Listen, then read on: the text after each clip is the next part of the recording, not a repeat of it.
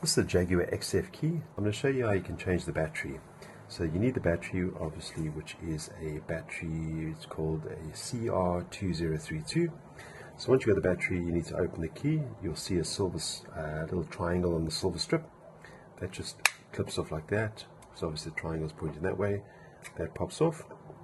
Take the key blade out, slide that out, and then you can just leverage the little silver strip over there, just leverage it up, and then pop that into the hole, and you're just opening or popping the back off. So just give it a turn to the left and then to the right, and then just clips off the back of the key. With the key back off, you can now slide the battery out so you get something sharp. I use my nail just to slide that out, and then I always put a little bit of pressure, just push that down, because sometimes it becomes a little bit loose, and that simply just slides right into there. And when that's in there, you just put the back on. So just line that up and just give that a bit of pressure and just clip it closed, and then you can put the key blade away, and then the silver strip simply goes back in position.